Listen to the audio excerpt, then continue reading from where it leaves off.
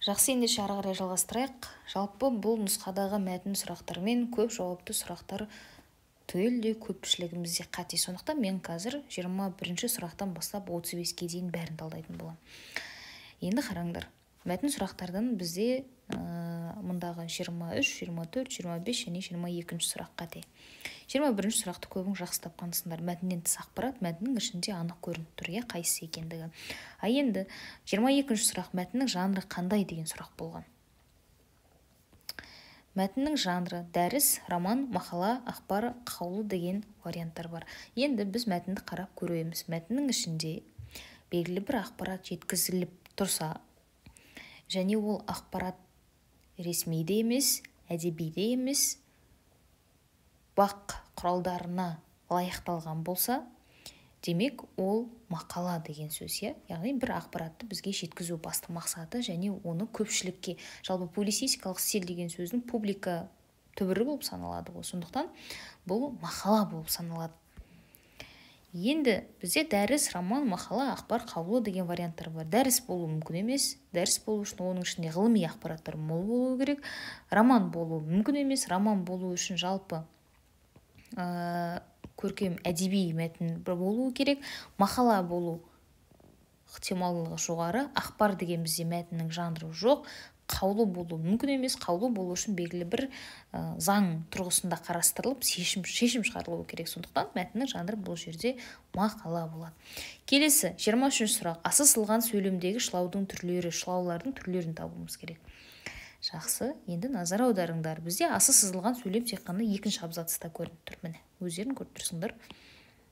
Енді бірінші біз шылаулар тауып алайық. Қандай шылаулар бар? Жалпы шылау дегеніміз сөйлемде рөлі жоқ, сөз бен сөзді, сөйлем мен сөйлемді байланыстыру мақсатында қолданылатын сөздер. Жеке дара сұраққа жауап бере алмайды.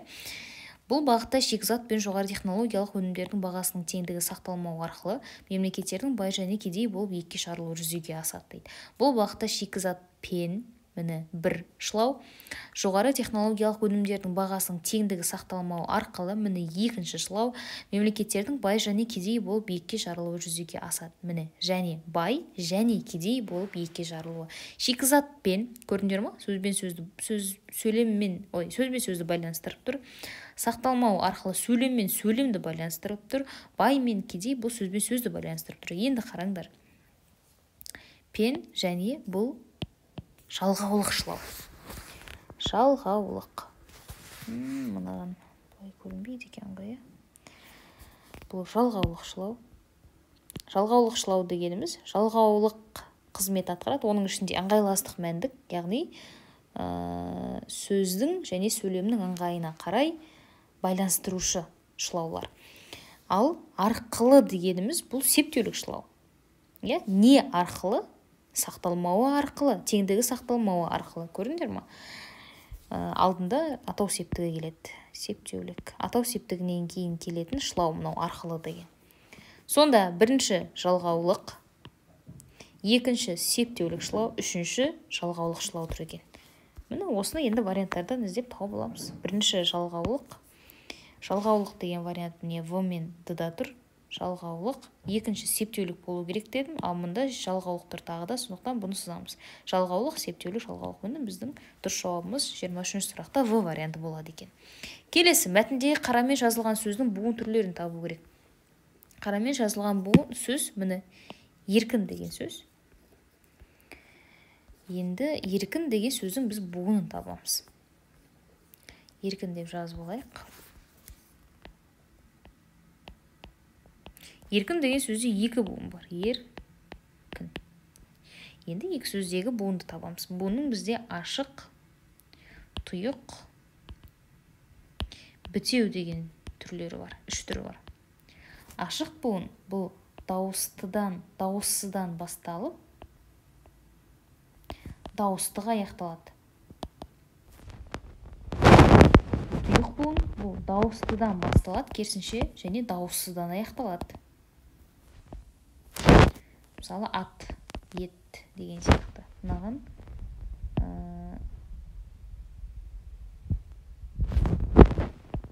дауыссыздан басталып, дауысқа аяқталады дедік қой. Қандай мысал келтірсек болады? қи, мысалы. Би деген сияқты. Көрдің бе? Дауыссыздан басталып, дауысты қойылады. А бітеу буын ол дауыссыздан басталады, дауысқа аяқталады. Ең табуға жеңіл буын түрі. Мұнда дауыссыздан басталып, буынымыз дауыссызға аяқталып тұр. К дауыссыз, Н дауыссыз. Демек, ол не болады? Бітеу болады. Келесі қараңдар, дауыстыдан басталып, дауыссызға аяқталып тұр. Ол қайсысы болады? Тұйық болады. Болды, міне жауаптан тұйық және бітеу деген вариантты табамыз. С варианты дұрыс болады. Келесі, үшінші азат жолдың соңғы сөйлеміндегі сызықшаның қойылу себебі қандай? Үшінші азат жолдағы соңғы сөйлемді көріп білеміз. Үшінші азат жолдың соңғы сөйлемі міне тұр. Білімді ұрпақ дегеніміз инновациялық терең білім алған, технологиялар әлемінде қабілетті, тарихы мен мәдениетін ұғынған, тілі мен дінін сақтаған рухани таза ұлттың ұрпағы. Білімді ұрпақ дегеніміз инновациялық терең білім алған. Кім? Мынау бастауыш пен баяндауыштың арасына қойылатын сызықша. Себебі сөйлем толық, басы бар, аяғы бар, түсінікті. Варианттарға қарастырып көрейік. Айқындауыш мүшенің сызықшасы дейді. Ол жерде ешқандай айқындауыш мүше көрінбейді сөйлем ішінен. Бірыңғай мүшенің сызықшасы дейді. Бірыңғай мүше болу үшін бір сөз тауып бірнеше рет қайталануы керек. Ол білінбейді. Бастауыш пен баяндауыштың арасына қойылатын сызықша. Біздің дұрыс жауабымыз С варианты. Оңашаланған айқындауыштың сызықшасы ешқандай оңашаланған айқындауыш жоқ. Мен сендерге өткен сабақта, өткен талдауда түсіндірдім. Жалғаулықсыз қарсылық салаласының сызықшасы дейді. Ол жерде ешқандай жалғаулықсыз қарсылықты салалас, жалпы қарсылықты салалас білінбейді. Қарсылықты болу үшін бірақ деген сұрақ, бірақ деген біз шылауды қоя алуымыз керек. Кеттік келесі сұрақ. Қол өнершілікке қатысты кәсіби сөздер дейді. 26-шы сұрақ. Мен мынаны алдыңғы 20-шы сұраққа дейінгі талдауда көрсеттім. Кәсіби сөздер деген кезде біз ара мағынасын бере алатын кәсіби сөздерді тап деген кезде біз мына сөздердің мағынасын түсінгенбіз. Аңғуыр және тұшуыр деген сөздерді. Екеуі де қол өнершілікте қолданылатын кәсіби сөздер.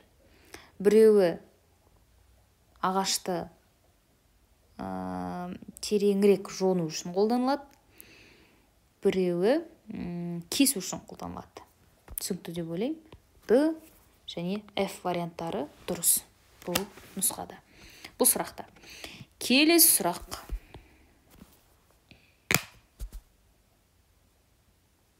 Келесі сұрақ, 27-ші сұрақ. Бірыңғай жіңішке дауысты дыбыстардан жасалған сөйлемдер қандай? Бұны негізі көбіміз жақсы таптық. Бірыңғай жіңішке. Бірыңғай деген сөздің өзі бәрі. Бірыңғай деген сөздің өзіне назар аударыңдар сендер бұл жерде. Қазір менің тағы да пенсиліммен проблема болып жатыр. Бірыңғай. Мысалы, бірыңғай сабаққа келмейді, бірыңғай сөйлей береді, бірыңғай қара киініп жүреді деген сияқты. Бірыңғай деген сөз үнемі деген секілді мағынаны береді, немесе бәрі деген мағына. Демек, біз тек қана жіңішке дауысты дыбыстарды бар сөйлемді табуымыз керек. Ит қорған жерге өш дейді. Мұнда жіңішке болып келе жатыр, бірақ о жуан болғандықтан біз жасамыз бұл вариантты. Ақыл дария, ой мұхит дейді. Ақыл, міне А дегеннен ақ біз жуан болып бастадық дауысыны. Кемедегінің жаны бір А жуан сызамыз. Әдеп басы сәлемдесу. А жуан сызамыз. Ойнап сөйлесең де ойлап сөйле. О жуан, А жуан.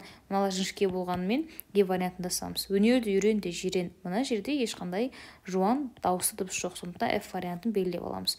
Көз бұлақ, көңіл сынап. О жуан дауысты сызып бастаймыз. Таспен атқанда аспен ат. А жуан сызамыз. Сонда тек жауабымыз Ф варианты болады екен. Келесі сұрақ. Барыс септігімен тіркесіп келетін шылаулар қатары. Шылаудың септеулі шылау деп аталатын түрі бар. Септеулі шылауды табу үшін оның алдына үнемі сөз қойып отыру керек. Және оған сұрақ қоясыңдар, сол кезде оның қай септік арқылы қолданылатын шылау екендігін түсінесіңдер. Мысалы, барыс септігінің сұрақтары кімге, неге? Қазір 1 минут. Барыс септігінің сұрақтары кімге және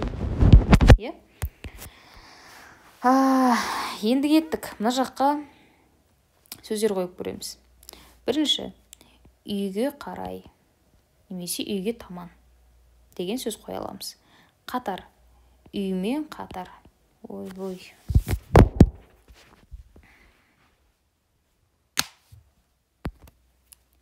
Үймен қатар.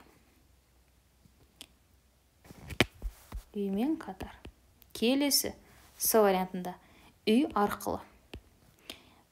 Келесі үйден соң. Келесі салым жуық. Бұл жерге енді сан қояйық. Немесе мезгіл қояйық. Күзге салым. Дейін шейін. Күзге салым және 100-ге жуық. Жуық деген сөздің алдына тағы да сөз қоятын болсақ. 100-ге жуық. Келесі дейін шейін. Күзге дейін. Күзге шейін немесе тәрізді. Күз тәрізді. Үшін. Күз үшін. Енді қараңдар. Қайсы неге немесе кімге деген сұраққа жауап беріп тұр. Міне, бірінші вариант жауап беріп алып тұр. Қарай және таман, үйге қарай, үйге таман. Келесі 5-ші вариант жауап беріп алып тұр. Күзге салым, күзге жуық. Келесі және 6-шы вариант жауап беріп алып тұр. Күзге дейін, күзге шейін немесе. Сонда жауабымыз біздің А, Е, Ф варианттары бола алады екен. Түсінікті ғой, иә? Қай септікпен тіркесіп келетін шылау екенін білу үшін алдына міндетті түрде сөз қойып көреміз. Сол кезде біз сұрақ қою арқылы қай шылаумен тіркесіп келе алатын шылау екендігін табуымыз оңай болады. Түсінікті деп ойлаймын. Мысалы, мына жердегі үшін қатар деген жер, атау септігімен қатар келетін шылаулар қатары. Ол үшін алдына сөз қоя қоясыңдар. Үй үшін, үймен қатар деген кезде ол міне көмектес септікпен тіркеседі. Қатар қабат, үймен қатар, үймен қабат. Көрдіңдер ме? Мына көмектес септікте тұр. Арқылы сияқты ол неде тұр? Атау септік арқылы келетін шылау. Соң арқылы, үйден соң үй арқылы. Бұл жерде шығыс септік арқылы, мынау соң, ал арқылы деген ол атау септік арқылы келетін шылау болып тұр. Түсінікті деп ойлаймын. Сұрақ бар болатын болса міндетті түрде қалдырыңдар. Келесі қос нүкте қойылатын орындар. Бұны жауап мен сендерге бірден айтамын. Қос нүкте жалпылаушы мәнді сөзден кейін келеді. Одан кейін түсіндірмелі салалас құрмалас сөйлемнен кейін келеді.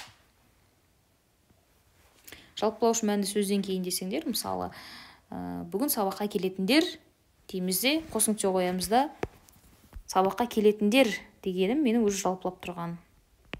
Немесе келетіндердің тізімі деймін да, қос нүкте қоям және оларды санамалап берем. Түсіндірмелі салалас құрмалас бұл салалас құрмаласта қолданылатын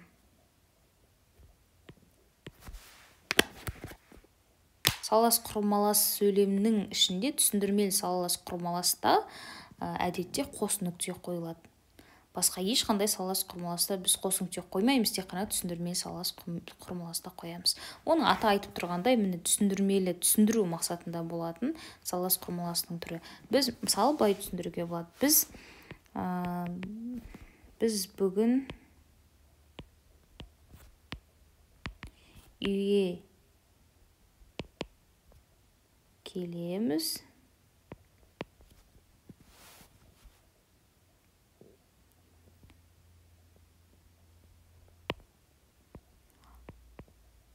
Атаға сәлем береміз. Атаға сәлем беріп кету үшін немесе сәлем береміз. Түсіндіріп тұр. Не үшін үйге келеміз? Себебі мынау. Бұл енді себеп салдар салалас құрмалас бер шатастырып алмау керек. Себеп салдар құрмалас сөйлемде біз анық себебі сондықтан деген шылауды оңай қоя аламыз. Ал түсіндірмелі салалас құрмалас сөйлем көбірек түсіндіру мақсатында тұрады. Әрекетті айтамыз және ол әрекеттің не үшін болатындығын түсіндіреміз. Кеттік келесі. 30-шы сұрақ. Публицистикалық стильде қолданылатын тілдік құралдардың қатары. Бұл жерде бір ғана вариант дұрыс жауап болады. Қараңдар, публицистикалық стиль бұл көркем әдеби стиль мен ғылыми стильдің ортасында тұратын стиль сияқты. Ой, бір минут. Көркем әдеби стиль мен ортасында публицистикалық стиль, ғылыми стиль. Яғни публицистикалық стиль бұл көркем әдеби стильден де алады, ғылыми стильден де бір өзінің алатын тұстары бар. Екі стильден де. екеуінің комбосы сияқты. Ерекшелігі сол, публицистикалық стильде ғылыми стильдің нақтылығын алады, көркем әдеби стильдің көркемдігін алады, бірақ тым емес. Енді қараңдар, бірінші термин сөздер мен көркем тәсілдер дейді. Термин сөздер бұл ғылыми стильге тән, көркемдік тәсілдер бұл көркем әдеби стильге ғана тән. Сондықтан бұны сызып тастаймыз. Жаргон сөздер мен варваризм сөздер бұл ауызекі сөйлеу стиліне тән. Ауызекі сөйлеу стиліне тән тілдік құралдар. Сондықтан бұл вариантты да сызамыз. Келесі риторикалық сұрақтар мен көзқарастар. Риторикалық сұрақтар бұл көркем әдеби стильге тән. Біз оны публицистикалық стильге алып келе алмаймыз. Образды сөздер мен жергілікті сөздер. Образды сөздер көркем әдеби стильге тән, ал жергілікті сөздер бұл ауызекі сөйлеу стиліне тән. Сондықтан бұл вариантты жасаймыз. Келесі экспрессивті, сұраулы, лепті сөйлемдер. Міне бұл вариант публицистикалық стильде қолданылады. Себебі экспрессивті сөздер, яғни экспрессивті дегеніміз бұл әсері молырақ, әсер ету үшін қолданылатын сөздер қатары бұл публицистикалық стильде бар. Яғни, мен жаңа айттым, көркем әдеби стильден де публицистикалық стильдің алатын тұстары бар, бірақ публицистикалық стиль тек әсер ету мақсатында ғана қолданады оны. Ол тым бір әдебилендіру емес оның мақсаты. Сондықтан экспрессивті сөздерді аламыз, сұраулы сөйлемдерді аламыз, лепті сөйлемдерді аламыз. Себебі публицистикалық стильдің басты мақсаты ол көпшіліктің назарын аударту, көпшілікті тыңдату. Сондықтан Е варианты дұрыс болып есептеледі. Белгілі бір тәртіп ретпен бір үлгідегі мәтіндер бұл неге келеді? Ресми қағаздар стиліне келеді. Қарапайым сөздер, толымсыз сөйлемдер бұл ауызекі сөйлеу стиліне келеді. Диалект сөздері мен еркін сөздер бұл да ауызекі сөйлеу стиліне келеді. Сонда вариант дұрыс жауап тек қана Е екен. Келесі тура мағыналы сөздер қатысқан сөйлемдер. Тәрбие басы тіл дейді. Тәрбие басы бұл ендігі ауыспалы мағына. Тәрбие басы, тәрбиенің басы болмайды. Хан халықтың қазығы дейді. Халықтың қазығы деген кезде біз оны ауыспалы мағынада айтып тұрмыз. Яғни халықтың барар жері, халықтың сүйенері деген секілді мағынада, тура мағынада емес қысқасы сөйлем ауыспалы мағынада тұр. Ит үреді, керуен жүреді дейді. Ит үреді, керуен жүреді, бұл астарлы мағынада тұрған мәтел негізі. Сондықтан бұл вариантты жасаймыз. Ит үреді, керуен жүреді деген сөз бұл уақыт өте береді, жаңағы адамдар айта береді, бірақ сен өзіңнің пікіріңде қал деген секілді, немесе өзіңнің әрекетінде қал деген секілді мағынаны білдіреді. Ит дүниені қызықтама дейді. Ит дүние деген кезде бұл астарлы мағынада тұр.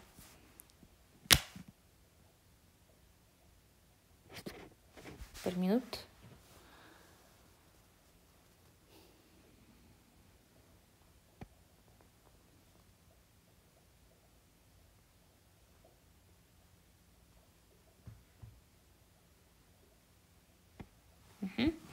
Ит дүниені қызықтамасызамыз. Келесі сөз ойдың суреті.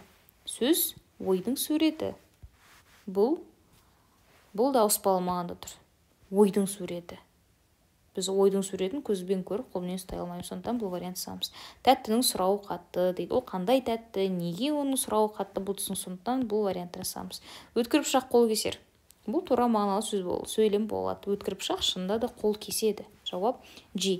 Мінез жанның айнасы дейді. Жанның айнасы. Сен тағы да жанды көзбен көріп, қолмен ұстай алмайсың. Сәйкесінше ашық вариантында жасаймыз. Тек қана Ж варианты дұрыс болып есептеледі. Келесі жалқы есімдер қатысқан немесе кездесетін сөйлемдер. Жалқы есім деген не? Бірінші сұрақ. Зат есімдерді біз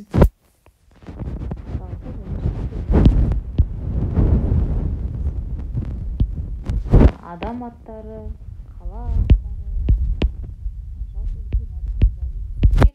біздің зат есімдер не деген сұраққа жауап бере алады, немесе кім деген сұраққа жауап бере алады.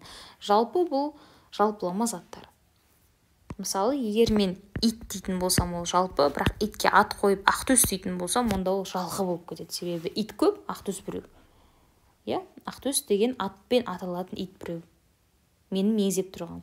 Немесе газет десем, ол жалпы болып кетеді, бірақ газеттің ішінде мен еңбекші қазақ газеті дейтін болсам, онда ол жалқы болады. Осыдан ажыратамыз. Енді кеттік жалқы есімдер кездесетін сөйлемдерді оқимыз. Қазақ зергерлері мен шеберлерінің талғамы өте жоғары болған. Бұл жерде ешқандай жалқы есім жоқ. Біраз оқушы жазғы демалыс кезінде тауға серуендеуге шықты. Бұнда да ешқандай жалқы есім жоқ. Жомарттың мінезі жайдары болғанымен көп жомарттық танытпайды. Жомарттың деген кезде біз адам есімін айтып тұрмыз, сондықтан 32-де С варианты бола алады. Келесі, таяу шығыстағы саяси ахуал ушығып барады. Шығыс, таяу шығыс, бұл белгілі бір мекенді меңзеп тұрғандықтан үлкен әріппен жазыла алады. Бұл да вариант болады дұрыс жауаптың ішінде. Киіз үйдің төрінде бір топ ауыл ақсақалдар қымыршып отыр. Бұл жерде ешқандай жалқы есім жоқ. Балаға ат қойып, қазақ халқының жауапкершілігі бұндасамыз. Қазақ шәкірттері ойын-сауық жасауға дайындалдық, бұндасамыз. Салтанатты залдың ашылуына танымал адамдар шақырылды. Бұл жерде де ешқандай жалқы есім жоқ. Сонда жауабымыз С және Д варианттары. Жомарт есімді адам есімі болған үшін, таяу шығыс деген жаңағы мемлекеттердің сілтемесі көрсетілгені үшін біз С және Д вариантын белгілей алады екенбіз. Келесі сұрақ. Әдемі көйлекті деген сөз тіркесіне тән нұсқаларды белгілеу керек. Әдемі көйлекті.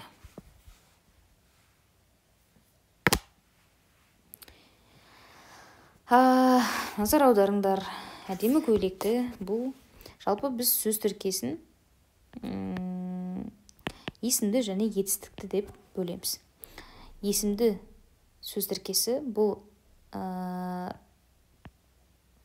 зат есім, сын есім немесе сан есімге аяқталатын сөздер. Ал енді етістікті сөз тіркесі бұл етістікке аяқталатын сөз тіркестері. Бұл жерде әдемі көйлекті бұл етістікке аяқталып тұрған жоқ, есімдікке аяқталып тұр. Есімді тіркеске. Демек, бұл жерде біз F вариантын белгілей аламыз. Және әдемі көйлекті, қандай көйлекті, сөз тіркесінің байланысы түрлеріне байланысты қандай деген сұраққа жауап бере алып тұрғандықтан, қандай және не деген сұраққа бұл қабыса байланысқан болып есептеледі. Және де ешқандай жалғаулықсыз байланысып тұрғандықтан орын тәртібі арқылы байланысқан сөз тіркесі болып саналады екен. Сонда біз С, Е, Ф деген варианттарды белгілей аламыз. Келесі 34-ші сұрақ. Бастаушы да, баяндаушы да сын есімнен болған сөйлемді табуымыз керек. Бұл жерде сөйлем мүшелері мен сөз табына талдауды біз шатастырып алмауымыз керек. Сөз табына талдау бар, сөйлем мүшесіне талдау бар. Бастаушы да, баяндаушы да сын есімнен болып тұрған сөйлем табу үшін біз бастаушы мен баяндаушына назар аударамыз, және оның түбіріне назар аударып, оның сын есім бе жоқ па соны табуға тырысамыз. А варианты жақсы ісімен жақсы дейді. Бастаушында да, баяндаушында да жақсы атты сөздер бар. Және жақсыға біз қандай деген сұрақты қоя аламыз. Сәйкесінше бізде А варианты дұрыс жауаптардың қатарына кіреді. Одан басқа ешқандай жауаптарды біз қарастыра алмаймыз. Себебі қалған варианттарда бастаушы мен баяндаушында сын есімдер жоқ. Мұнда мысалы жақсы баяндаушында жақсы деген сөз бар. Ол сын есім бола алғанымен қалған сөйлемнің соңына назар аударсақ сын есімдер таппаймыз. Сондықтан жауап тек қана А варианты.